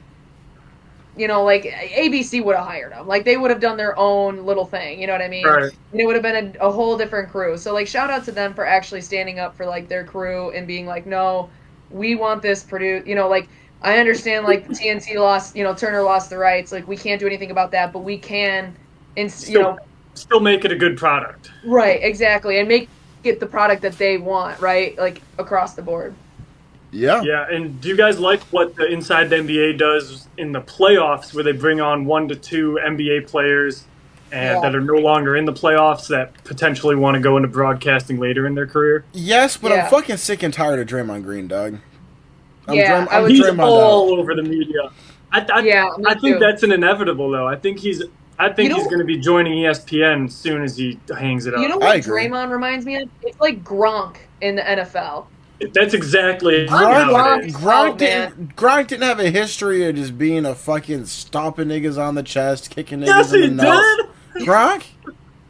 Yes, he was dirty as shit. I guess I missed that. I didn't know that. I just think it's different when it's like a full contact sport like football. You don't. I mean, in basketball, there's absolutely no reason to step on a man's chest like that. Or kick 3 dudes in the nuts. I will say the levels of hate that fucking Draymond fucking had for Rudy Gobert during the playoffs last year was entertaining as fuck. That's real hate. Yeah, That's real And hate. Shaq. Both him and Shaq together. Shaq hates Rudy as well. Yep, fucking Draymond hates Shaq or Rudy Shaq so hates much. everything, man. Rudy or fuck, damn. Draymond hates fucking Rudy so much. Shaq was even like, damn nigga, you hate him. It's a really good point. It was beautiful. Fucking Draymond flew to fucking the Olympics just to fucking watch France play the U.S. to see Rudy lose. I do. It's a petty chip. I admire that level of fucking hate for somebody. That shit is I know, only right? fucking mirrored by fucking Kendrick. I was just about to say that it's Kendrick level hate. I love it. I'm not hating to my full potential. Right. Aside from that, though, I mean, like, I like having the players on and stuff like that. It just, like I said, I feel like I'm getting worn out by Draymond because I feel like the production, it doesn't seem, at least as more of a casual Warriors knower, doesn't seem as high, but I just hear the fucking yapping. He's getting, you know who else is starting to remind me of that fucking too? Micah Parsons, please shut up. Yeah. We're fucking on a podcast. I have no problem with fucking people having podcasts, players having podcasts, but win. Yeah. I fully agree with that. More, I do. and that at least is more for Micah than fucking Draymond. Draymond is very, very credentialed. Ain't shit I can fucking take away from him. That motherfucker is a multiple-time MVP, or not MVP, multiple-time fucking championship winner, multiple-time fucking all-star, at least one gold medal, I think, if I'm not mistaken. Like, Probably. yeah. Yeah. So I mean, I respect the hell out of him. I mean, he grew up in Saginaw, Michigan, went to Michigan State. I mean, he's a homegrown hero here. can't Can't really say Devin Booker because he hasn't really played too much in the state. Yeah. I guess the more I hear about, I guess what pisses me off to the most is none of the things that I even mentioned. It's the victim acting after you do some shit you shouldn't do. How are you gonna punch somebody, kick somebody, choke somebody, and then be like, the league's got it out for me, I'm a victim? Nigga, keep your hands to yourself. We learned this in fucking kindergarten. Like, at least if you gonna fucking put your hands on somebody, be like, hell yeah, I deserve the suspension. I'll fuck that nigga up again too. Be bad then. Don't fucking hit him and cry. Fact. Go running off to the media, video gets leaked, all that fun shit. Yup. At least stand on man. that shit then. I guess that's what's irritated me about him. Yeah, Whereas- I feel that. Okay, so next thing we gotta talk about is excuse me. Twitter is kind of fed us this last week. We got a few little things. Steve Smith. Steve Smith, I mean, fuck. So if somehow you missed this and didn't fucking hear about this guy, I guess, went through his fucking wife's phone and found evidence that she was cheating on him with fucking Steve Smith Sr., which is just brutal. Also, to preface this, normally if I found out about this from any other way, like, the shit wouldn't be funny, but I feel like if you yourself as the hurt party brings this shit to the public for public consumption, we then have the right to fucking comment and laugh about this. I think that's the craziest part about the whole story is Yes. Yeah. Yep. and what he tagged Yeti coolers. Yeah, in his- right. Yes, that's what I was gonna say. So yeah, so he found this out, posted on her Facebook something about, like, my name is so and so, soon to be a different last name because I'm gonna be getting a divorce. I've been fucking Steve Smith essentially, like, you know, my husband has stood by me through like domestic violence and other shit and bought me a house, and this is how I repay him. Which I was like, damn. And then he got on Twitter, and like you said, he fucking posted the fucking screenshots, tagged fucking Yeti coolers, tagged TaylorMade fucking golf, tagged fucking TMZ, tagged Antonio Brown. Most sensible thing I've heard from Antonio Brown in motherfucking years. Motherfucker said, what the fuck this got to do with me? Yeah, literally. Bro, not just the fact that he fucking tweeted out, hey, Steve Smith is fucking my wife, hey, they're having an affair, nothing like that. The man posted the screenshots. When you guys have heard people talk about before, like some information Batman couldn't get out of me, I would kill myself before I would publicly tell people that I would like to share 2 excerpts from these text messages. The first one, he texted her and was like, yeah, I bet you wanted to gag on it, huh? And she said, I did, but I had to go home. Bruh.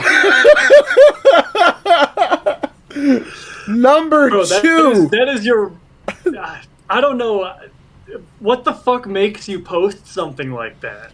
Self-hate. The next You look bad. You're just making everybody around... It's like, I'm taking down the ship with me. The number 2 one's arguably worse. Steve Smith texted her and was like, yeah, I was deep in it, huh? And she was like, you were so deep, you were going to rearrange my IUD. Dog! Why would you tell the world that Steve Smith was digging in your girl like that? Dude, to a level of deepness that she's not familiar with. Exactly. So not only did you post that your wife is cheating on you, but also that you have a small dick. He exposed his whole life. He exposed himself. Oh my god. I've seen tweets before where women talk, and I don't mean this in like a fucking like misogynistic way at all, but I've seen posts before where women fucking will like talk shit about like someone that they used to date. And it makes them look so bad in it that they put up with this or allowed this to happen. And I've seen people post before, like, women are suicide bombers. Yeah. This motherfucker went out the exact same fucking way. You have done so much damage to yourself by posting these things. I think the weirdest part about it is, as a husband, like, you just took all of that away from yourself. Yeah. Right, like you showed the whole world the worst of it. Like you could fucking just leave. Like you could, and no one would know. Post anything. Hey, man, what happened with you, a homegirl? Yeah, man, I found out she was cheating on me. If you want to tell people, oh, dog, I mean, it wasn't shit I could do with Steve Smith. It was a professional athlete. But you gonna post in there the screenshots? Yeah, I had to get home to my lame ass husband. Yeah, I was getting my fucking... You was in my guts fucking stirring like fucking Big Mama on Sunday. Like... That's crazy. Crazy behavior. And the only thing that I've seen people say, like, potentially as the rationale for this is the fact that... If he was going to lose everything, he wanted Steve Smith to lose everything. So by posting the evidence, like if he had just hit up Steve Smith's wife, like, hey, your husband's cheating on you with my wife, he could deny it.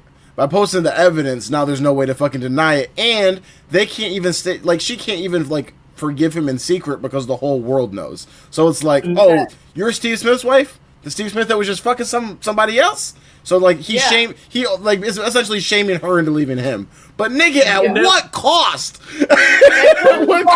Once again to fucking quote fucking Thanos, like it was when that fucking scene where he's talking to baby Gamora and he's like, what did it cost you? Everything.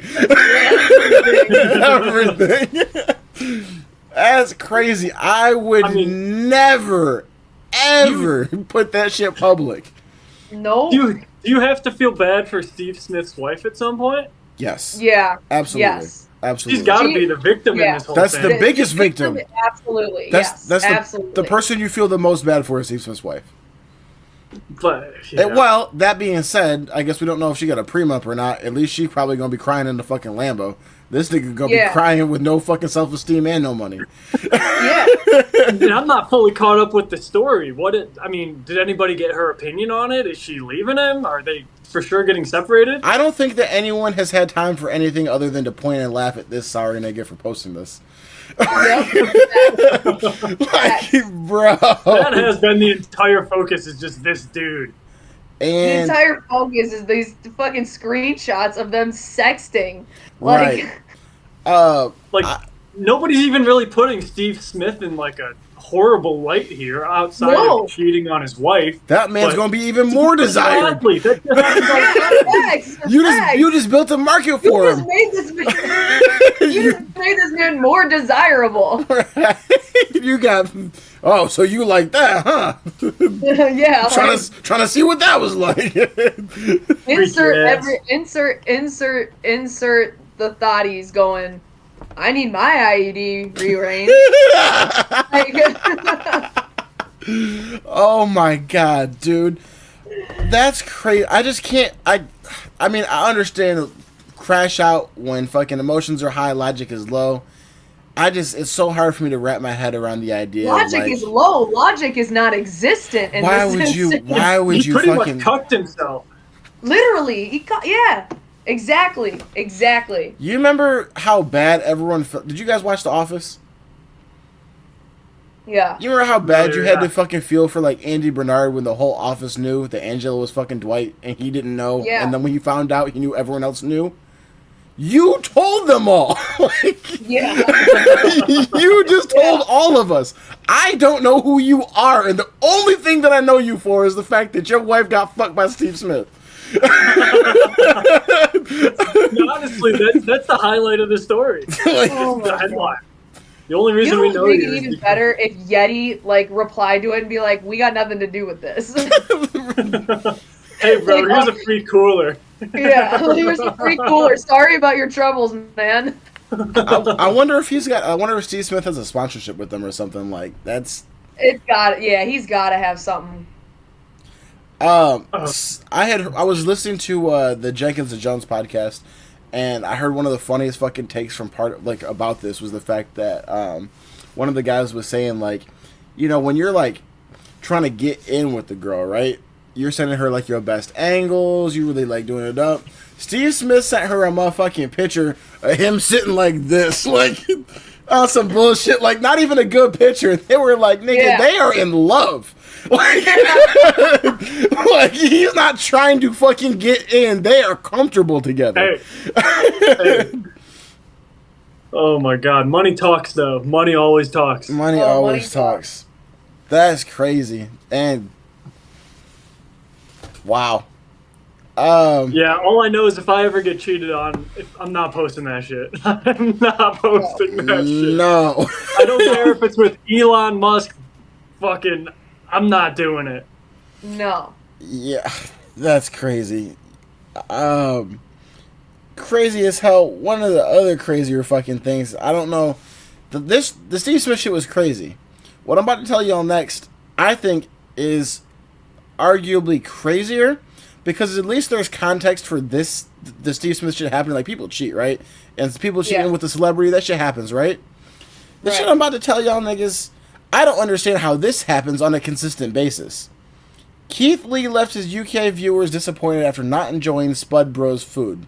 He was served a baked potato topped with beans, cheese, and tuna. People eat that. There's a business that revolves around selling that.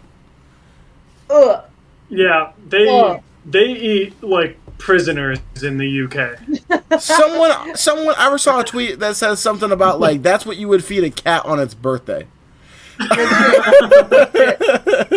Legit. And I bet that dude paid $20 for it too. Tuna? Yeah. What world do beans, cheese, tuna, and baked potatoes belong on the same plate?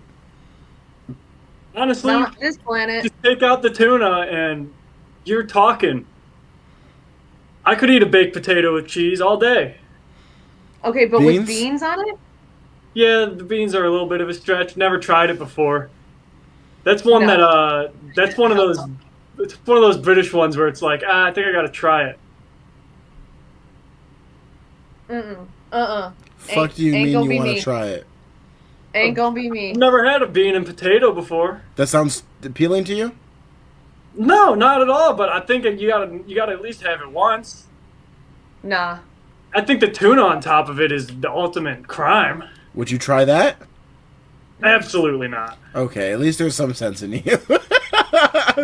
At least there's some sense in you. I draw a line at the tuna. Yeah, I was reading it, and they like it's literally like they fucking like saved the best for last. Like I'm like, all right. Have you ever seen those videos? Have you ever seen those videos of that dude putting them together? What? In the food truck outside of London? No, of SpudBros? Oh, yeah, it's a huge thing. People line up. He fucking opens his thing in the morning. There's 50 to 100 people lined up outside of his cart waiting for a fucking potato with beans on it. British people are never ever beating the fucking allegations of them having atrocious food. Like, facts. What that is also very true. Who came up with this shit? What the fuck do they do over there? Yeah, I don't know. They make fun of us for ranch, and ranch is fucking good.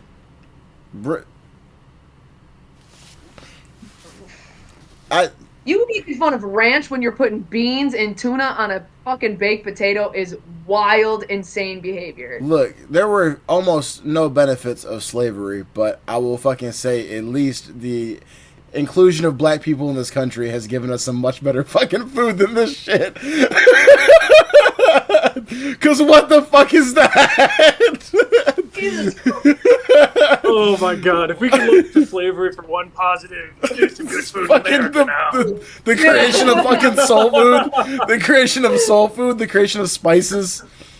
Yeah. I have absolutely no idea if this is fucking true or not. This could be so baseless, so don't take me at my word on this, but I heard that Britain used to fucking own like the fucking like spice trade, like back in like fucking like old days. And 100%. It was like some pinkies up type shit, right? So as soon as it became accessible to the rest of the fucking world, they were like, well, if it doesn't make us bougie anymore, then fuck it. And then they've just had this fucking shit to eat ever since. Why do you think they speak so much English in India? Right. Yeah. That's exactly what it was. They went in there and just took all their spices.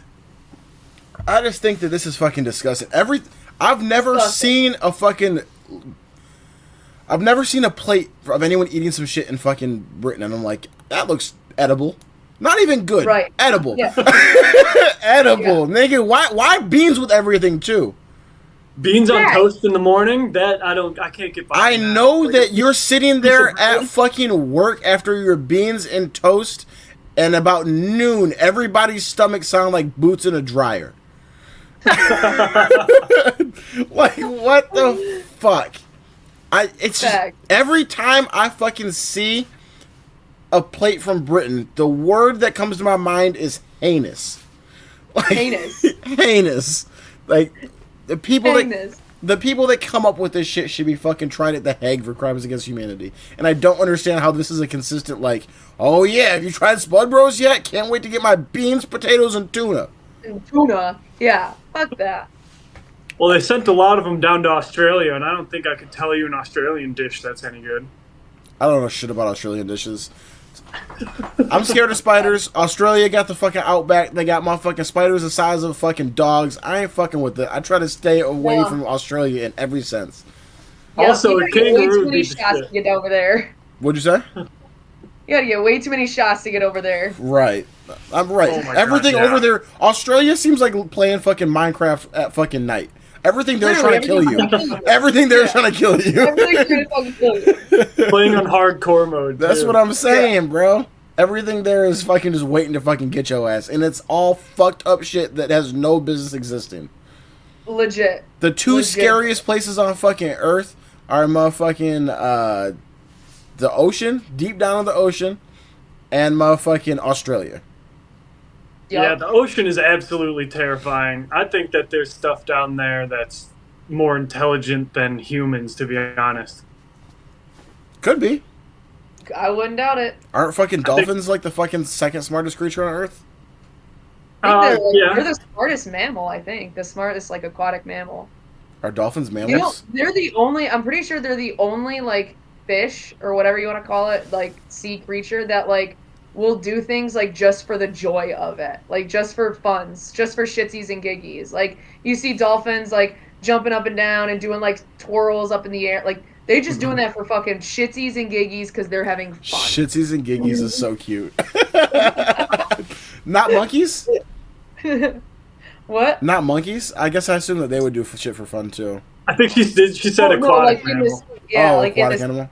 The only Yeah, other aquatic. one I can think of is a whale jumping out of the water, but they're probably doing that for air something. They do like that for feeding too, most of the time. Got it. To land on top of a bunch of fish, kill them all. Yeah, facts.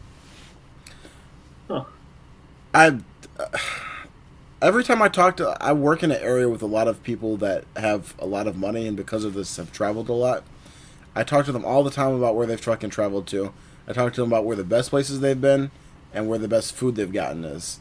And I can tell you that I have never heard a single motherfucker even think about uttering the word Britain. Yeah. I think that's universally known as like bottom tier food. Like it's automatic F tier for 90% of the countries in the world. What I don't understand is that given the fact that globalization is where we are today, how has nobody thought of like making some better shit? Facts. Like, why are you still eating garbage? Like, do you know how much money you could fucking make in your average British neighborhood if you just made some edible shit? Like, Facts. Hey, it's because they're lining up 50 deep for spuds and tuna. That's why. do you think that over the course of time with evolution that they would even know good fucking food if they tried it? Probably not. Probably Like, do you think not.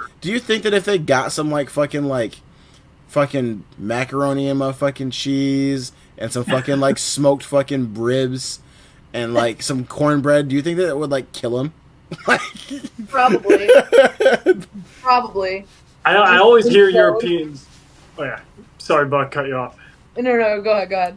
I always see Europeans on the internet complaining about how big the serving sizes are in the U.S. as well. They come here and everything is just like they're like it's way too much food. Yeah, okay. Oh Yeah. yeah, I mean we're some fucking fat, slovenly pieces of shit in this country. That's because we got good food. But I was gonna say at least the shit tastes good. At if least you the had to shit eat tastes shit good. for 3 meals a fucking day, you ain't gonna eat a lot of it. Yeah, I mean I guess that's true. That's why they're all fucking skinny. Yeah, they still got the teeth problem over there too, but we don't need to dig into that. That's funny though. I had not heard someone describe that as eating like prisoners. That's a good one. Yeah, facts. Straight off the tray. Straight off the tray. Shit, prisoners might eat better than fucking that. Only on Fridays. Oh my god. Fridays is when you get the tuna on top. That's so fucking nasty. Oh, Okay, so today was a sad day. We all lost a very dear friend of ours. And I would like to read a eulogy tweeted by Ice Cube's son, O'Shea Jackson Jr. yeah. Please. Today we lost a generational talent. The word GOAT is thrown around so much nowadays that it loses its significance. Without a shadow of a doubt, Centel, you were the GOAT. Hail, fellow, well met. Good night, sweet prince. A first ballot Twitter Hall of Famer. I cannot believe after that fucking NBA Centel is fucking gone. Of all the shit allowed to be on fucking Elon Musk's fucked up app, and Yep. fucking NBA Centel is what's gone. I know. It's just very facts. sad. I saw Sad 3 indeed. fucking tweets today blaming black people for all of the crime in America, yet NBA Centel is fucking gone and they're allowed to be on the internet. I'm fucking sick. Oh my god. I Oh, think Adam Silver's been trying to take this account down for 6 months now. he has. I just think it's fucking crazy that I mean, I'm not a huge fan of the fucking like misinformation shit, but those motherfuckers were so good you had to respect it. The fact that they Yeah. literally were tricking motherfuckers and getting real people to fucking fall for it.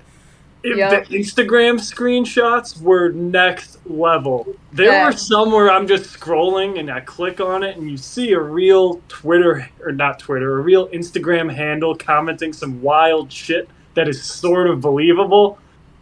Yep. Man, I don't find out I'm Centel until 4 hours later. Facts, yeah.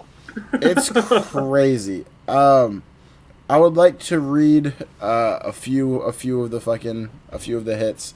First of all, these motherfuckers were so big. Stephen A. Smith fucking commented, and or he just posted. They didn't comment. He just posted. He said R.I.P. Centel. And they were good. I mean, they fucking got. I think they got Stephen A. Smith one time. They got Colin Cowherd last week. That one was crazy. Yep. Fucking, I remember fucking they tweeted something one time. I'm not gonna read the whole thing because it's a bit, but or it's long. But they tweeted about Kevin Durant reveals why he's single, and he was talking about like he's not dealing with the headache of debating a ball with a woman who can't name his MVP year or break down a pick and roll. And some dude fucking blasted him, talked a bunch of shit about him, how he was ugly, and it didn't matter he was rich because he was ugly. And fucking Kevin Durant commented and said, "You got Centeled." Yep. Fucking, it's crazy. They were asking players at All-Star Weekend if they had been Centeled before. It was nuts. Just last night, they pulled off another fucking all-time one. They fucking, ESPN, I think it was, who aired the Lakers game, had a picture of fucking Nico Harrison up on the screen, and fucking Centel fucking photoshopped it and said, Nico Harrison, finessed by Rob Pelinka. Yep. Constant banger after banger. In between all of that is just retweeted gambling ads. It's a pretty fun feed to go through because nobody wants to follow somebody who's retweeting sports ads or gambling ads like that. So every time it came across your profile, it was because somebody else was liking it. Yeah. Yeah. Yep. Yep. It's crazy. I hope that they make a comeback. Oh, one of the other more recent ones that really took off, got big. They posted a picture. It says Kim Kardashian's comments on Lakers Instagram, and it was Lakers had posted a picture. The Centel was a screenshot, made it look like Lakers posted a picture of Luka and Kim Kardashian saying, "I want to learn how to speak Slovenian," and Luka saying, "No, please don't." And people did not know that was fake, and that went up. They sent every single Twitter casual to Instagram. Every single one. Yep. That shit was crazy. They were the fucking greatest fucking misinformation spreader I've ever seen before. Respect to an OG. Yep. Yep. Yeah, they'll be hung up somewhere. I'm not sure what stadium's going to take that banner, but it should be hung up somewhere. I heard that they're still active on Instagram, so yeah, at least they still and live. It looks like there's people already trying to put new Twitters out there that are NBA Centel. Damn. I saw one tweet. It was like, let me see if I can find it real quick. Yeah, fuck you, Adam Silver, you bald-headed bitch. Why you gotta do Centel like that? Yeah, they said that he sent the black SUVs. Yep. It's crazy. I totally think this was Adam Silver's doing. Kind of like when, at the beginning of the year this year, they took down all the free streaming sites. I don't even want to name them because I want them to stay up, but I think Adam Silver was behind all that when they all went down. And yep. Do you think? I think that he's trying to lock down on the media control. Do you think he's got the juice for that? To get Elon on the phone to get them to fucking take down an account? Absolutely. You think Elon Musk gives a fuck about what Adam Silver's got to say? I think if he tosses him a mill. I guess that's fair. Yeah. That's nuts. All right, let's close out with a few funny posts from the week. I think my favorite so far has been the when all the Steve Smith stuff was going on, and somebody had posted it was like Steve Smith's wife. Hey, what the fuck is this? And Steve Smith saying, hey, no, that's Stephen A. Smith.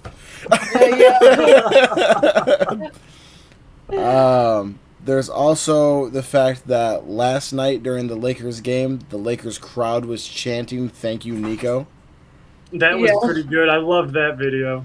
There was at Mavs Muse on Twitter said, breaking, the Lakers will be retiring a new jersey following tonight's matchup against the Mavericks, and it's a Nico Harrison jersey. Yep. And then, oh yeah, Buck, you sent me one that I've got to read for you. There was Legion Hoops had posted something about Jason Tatum's saying that he didn't really feel appreciated. Honestly, no, if you took away the name and face away from all my accomplishments and you're just like, this is what this player A accomplished at 26, people would talk about me a lot differently. Which is true. But the internet is fucking funny because they don't give a fuck about truth or anything of merit. This motherfucker at Flyout Chase, for a nigga to have a ring, a gold medal, and a child with an R&B singer, this nigga sure does complain about it a lot.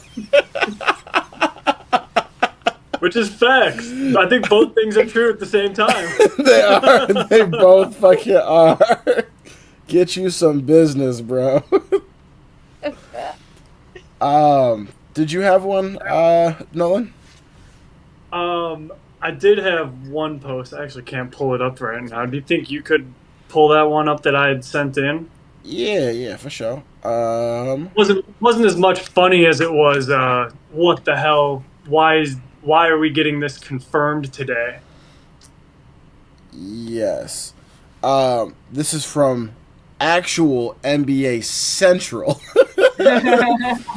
I had to make sure I specified this one is real. Nico Harrison reportedly didn't want Planet Mavericks to revolve around Luka Doncic and made it his mission to trade him by the summer, per at the Steinline. Whispers via league sources suggesting that Dallas's decision makers, most notably general manager Nico Harrison, no longer wanted Planet Mavericks to orbit around Doncic and had a grown determination to trade him by the summer at the latest.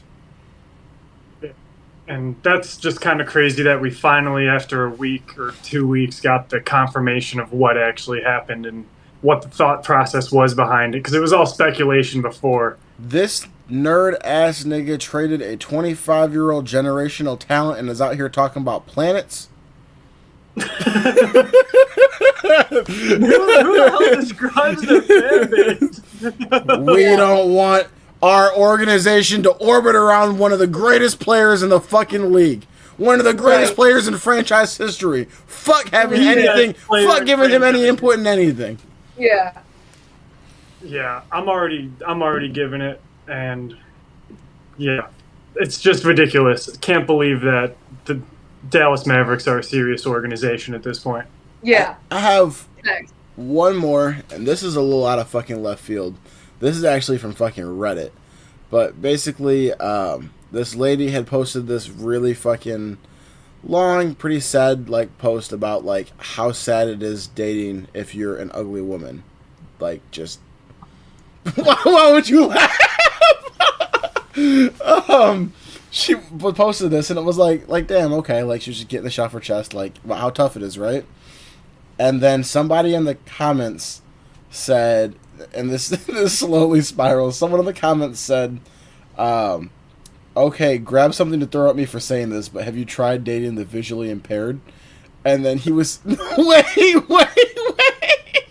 He was saying that he's partially blind, and but there's a lot of blind. He was shooting a shot. No, he was saying there's a lot of blind spots in his vision. So if he sits in front of someone, he doesn't see everything. It's almost like a jigsaw puzzle. He sees pieces. So for him, he doesn't really know like entirely what people look like. He kind of pieces it all together. And then someone commented on that and said someone should make an app that sets up ugly people and the visually impaired. And then the last comment is someone said, call it Blinder.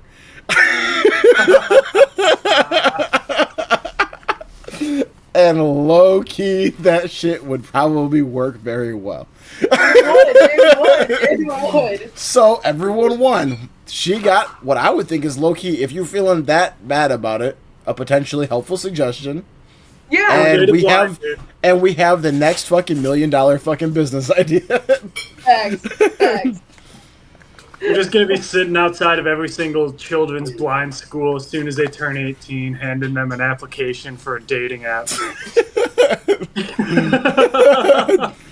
I think I saw one more. I didn't screenshot it, but I think I saw one more. It said something along the lines of like, "Oh yeah, you should join Blinder because I'm blind, right?" Wait, which one? All right. Well, that's all. That's all we got for everybody today. Thank you for joining us. We'll be back next Wednesday. Next Wednesday at noon. New episode will drop. We are on YouTube, Apple Podcasts, Spotify. So pretty out there. Yeah. Once again, Thanks for having me. Thanks for having me, Spencer. Thank you, Buck. Yeah, I hope I can. Hopefully, I can make it back for another iteration. We got playoff basketball coming up. Baseball's starting up now. Yeah. There's a lot of good things coming. We'll see some NFL Combine. I mean, really looking forward to it. Absolutely. Once again, this is Double Dose. Buck, Nolan, thank you all for joining us.